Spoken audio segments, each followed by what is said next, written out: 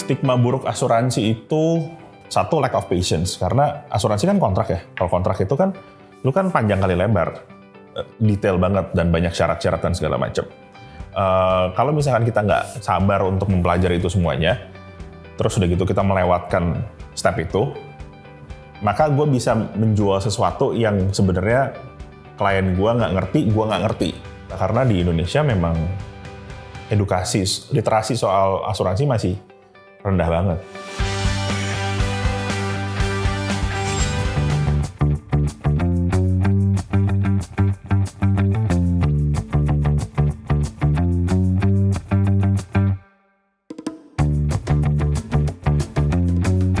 Apa pengalaman di prospek agen asuransi? Yang paling annoying itu yang terakhir sih, baru-baru ini mungkin berapa bulan terakhir, karena intensinya untuk ketemuan itu bukan untuk di prospek atau apa-apa, karena ketemuannya lewat dating app. Jadi kan gue pikir ya dia lihat profil gue lihat profil dia, suka-sukaan ya kita ketemu mau saling mengenal kan. Tapi dari awal menuju ketemuan itu gue udah ngelihat ada gejala-gejala yang nggak enak. Misalnya dia ngajak ketemuannya siang di jam makan. Padahal kantornya di Kuningan, dia yang minta ketemu di tempat gue. Kebetulan gue ada warung kopi di daerah Fatmawati. Dari Kuningan ke Fatmawati kan lumayan jauh tuh. Kedua, ketemuannya lagi dia yang ngajak duluan. Tumben kan biasanya cewek jarang-jarang tuh ada yang mau ngajak ketemuan duluan. Cuma yang aneh kok tumben ada cewek yang mau ketemuan 1 atau 2 hari setelah kita match gitu. Itu jarang banget tuh. Terus indikasi lainnya, begitu udah jam 1 belum nyampe-nyampe tuh. Gua chat, ini jadi ketemuan nggak? Jadi masih di jalan. Terus indikasi ketiganya, begitu dia nyampe di depan warung gua masih ingat mobilnya Avanza hitam, entah itu Grab atau supir dari kantornya, gua nggak ngerti lah. Turun depan warung gua, yang turun 2 orang cewek. Makin kenceng lagi nih indikasinya nih, perasaan gue makin bener nih, ngapain dia berdua gitu kan. Kalau kita ketemu dating app harusnya sendiri-sendirian, kita tujuannya untuk saling kenal gitu kan. Udah masuk, kenalan, terus gue dikenalin ke teman satunya lagi, basa-basi sebentar, langsung si cewek ini ngenalin ke cewek yang satunya lagi, ini teman aku mau ada yang diobrolin. Nah di situ udah tambah positif tuh gue. Mau apa lagi selain gue tebak dia adalah seniornya yang ilmu presentasinya lebih tinggi, jadi dia yang presentasi ke gue, sementara dia diam aja. Udah gitu dikeluarin tuh semua brosur-brosur dari tas-tas tuh, saat keluarin satu-satu. Udah gitu dia prospek, udah malas dong gue, dia sambil prospek gue ngeliatin handphone aja gitu. Kadang nengok, kadang ngeliatin handphone lagi, kadang nengok. Endingnya pasti mereka nanya gimana, tertarik enggak? Ya karena gue orangnya tuh the point, gue bilang aja enggak, gue bilang gitu. Pertanyaan template mereka biasanya kenapa? Padahal ini menarik loh. Terkesan gue kalau nggak ikutan itu rugi gitu. Ya gue bilang emang gue nggak pengen punya asuransi gitu. Gue nggak pengen punya. Dia bahkan menawarkan asuransi dan investasi langsung tuh, entah satu kantor atau gimana, pokoknya ditawarin banyak lah. Udah selesai ditolak, terus ada omongan-omongan lagi, gue tetap tolak. Akhirnya udah tambah awkward dong tuh suasana, udah jelas kalau dia kesini cuma mau ngeprospek gue. Udah selesai, basa-basi lagi dikit, mereka pulang tanpa ngebayar 2 gelas minuman tadi. Bang Dimas sudah berapa kali kena prospek agen asuransi? Kalau nggak salah 3 atau 4 kali lah.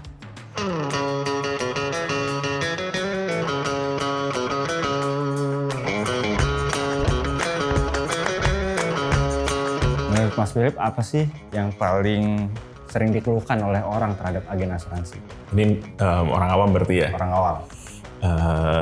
Approach-nya menjebak. Terus udah gitu jualannya nggak bener, dibilang jualannya investasi, ternyata isinya asuransi. Menjebak tuh teman lama, udah nggak ketemu lama, terus tiba-tiba WhatsApp ngajakin ketemu, kalau nggak ya gitu tuh yang kayak di dating apps, ketemu tiba-tiba malah di prospek kayak gitu-gitu. Sebenarnya awalnya maunya ketemunya apa, ternyata ujung-ujungnya jualan asuransi. ini kan sebenarnya sama kayak sales ya. Basically kan sama kayak sales. Jadi kan mereka kayak punya target, cuma memang tidak ditargetin sama perusahaan. Cuma targetnya biasanya lebih kayak di grup target gitu. Leadernya mungkin nge-push dia untuk produksi. Ya kita ngomongnya produksi lah kalau misalkan jualan itu ya. Nge-push dia untuk produksi supaya entah itu dapat jalan-jalan, or dapat komisi untuk nutupin utang atau segala macam kayak gitu-gitu. Basically sama saya kayak sales yang lain. Mereka nggak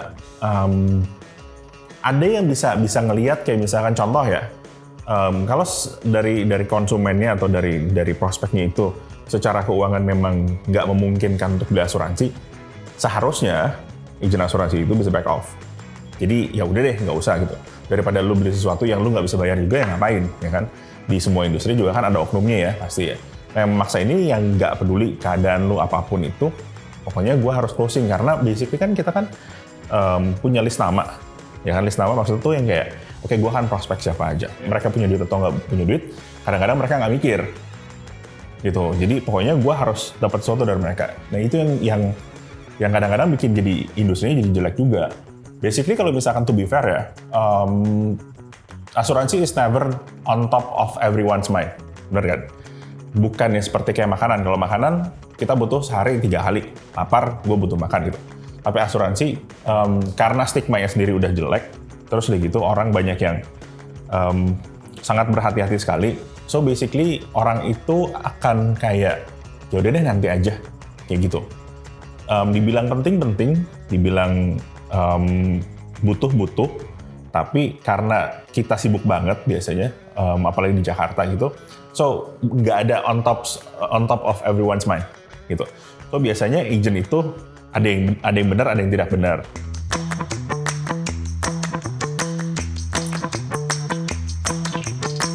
Ada pengalaman kurang enak nggak sama agen asuransi? Sebelum aku gabung ke asuransi aku yang baru, aku sempet sama asuransi pertama aku itu bermasalah perusahaannya. Karena aku masuk melalui bank dan agennya ini aku nggak kenal baik. Dan ketika aku harus diadmit ke rumah sakit, dia nggak bertanggung jawab. Susah dihubungin. Abis itu dia hilang kasus aja gitu. Aku mau coba untuk ngeproses pas aku masuk ke rumah sakit dan lain sebagainya, tapi dia nggak bisa dihubungin. Hal-hal seperti itu sih. Kalau alasan kenapa masuk ke asuransi itu apakah mungkin karena kebutuhan yang kan Kak Sheryl sempat bilang sering ke rumah sakit ya? Karena aku sering ke rumah sakit dan juga security aja ya kali, keamanan buat aku gitu. Kita ngobrol lah gitu dan aku ditawarin, akhirnya agen ini datang ke aku dan di satu sisi kayak ada di dalam diri aku yang kayak ya udah deh biar cepet kelar, toh gue juga belum punya asuransi jiwa. Ya udah, aku ngerasa aman nih gitu dan ini perusahaan yang bagus dan lain sebagainya. Ya dia ceritain semuanya. Gue cuman ngerasa agen asuransi itu kayak cowok yang lagi penasarannya banget, ngejar banget, pas udah dapet dilepeh gitu. Jadi pas aku umur 25 aku baru akhirnya investasi buat asuransi jiwaku sendiri. Dan baru di tahun 2024 ini ya aku ngalamin hampir setiap tahun hospitalized kan, masuk rumah sakit, dirawat inap. Dan setiap kali aku masuk ke rumah sakit, aku ngerasa agen asuransi aku yang lama ini tuh hilang kasus aja gitu. Nggak bisa dihubungin, aku minta tolong untuk ke rumah sakit karena aku datang sendiri mungkin gitu ke sana. Dia juga nggak muncul-muncul, balesnya responnya lama dan lain sebagainya gitu. Yang buat Kak Sheryl yakin sama asuransi itu apakah si agennya ini menjanjikan sesuatu gitu? Yang bikin aku yakin karena dia emang cara bicaranya dan tutur bahasanya dan lain sebagainya itu memang bagus sekali packagingnya gitu loh. Semuanya tuh manis di awal. Itu sebenarnya yang aku rasa. Sampai akhirnya aku awal tahun ini masuk ke rumah sakit dan aku udah disuntik dan lain sebagainya. Otomatis kan kita harus tanda tangan kalau misalkan mau masuk infusan dan lain sebagainya. Temen aku dateng lah nggak lama kemudian untuk bantu aku ngeproses ke bagian asuransi. Karena kan ada 2 pembayaran yang berbeda kan, pribadi dan asuransi. Pas masuk untuk proses asuransi, temen aku cuma balik lagi, kartu lo nggak bisa dipakai di sini. Loh kenapa? Padahal aku secara benefit atau kayak semua hal yang sudah aku invest ini di asuransi itu pasti bisa 100% Indonesia di semua rumah sakit gitu. Dan ternyata sudah 3 minggu asuransi itu tidak bekerja sama dengan rumah sakit yang aku datangi itu. Dan pas aku bilang sama agennya soal hal itu, dia bilang iya, soalnya ini emang cuma diinformasikan kepada agen-agennya. Kita kan yang bayar untuk bisa membantu kita, memudahkan kita ketika ada di rumah sakit. Jadi informasi-informasi itu tidak diberikan. Pengecualian yang datang di kemudian hari itu juga nggak disampaikan ke kita. Kan gila ya. Dan dia cuma bilang, ya maaf kak, tapi kakak bisa sih bayar dulu. Konsepnya gue kan nabung di sini gitu, nggak gitu cara kerjanya. Akhirnya sampai hari ini gue masih belum di reimburse sama asuransinya.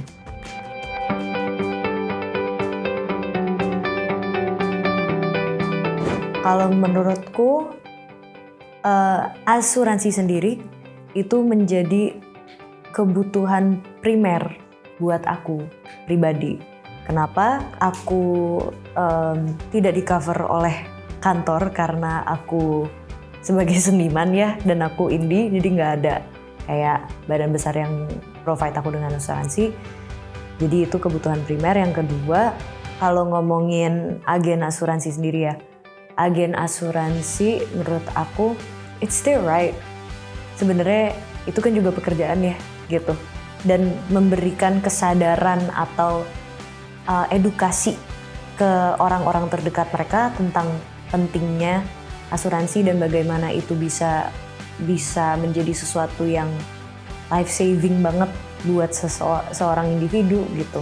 Tapi juga di satu sisi aku akhirnya belajar lebih banyak aja sih, dan aku mencoba untuk cari tahu sebenarnya kita harus sangat sadar tentang apa yang kita investasiin gitu, apalagi asuransi jiwa, karena kita nggak pernah tahu apa yang akan terjadi 1 jam dari sekarang bahkan gitu. Ya jadi aku banyakin riset sih, ya lebih ngerti aja. Oh ternyata pun aku pengalamannya buruk, nggak semuanya seperti itu kok.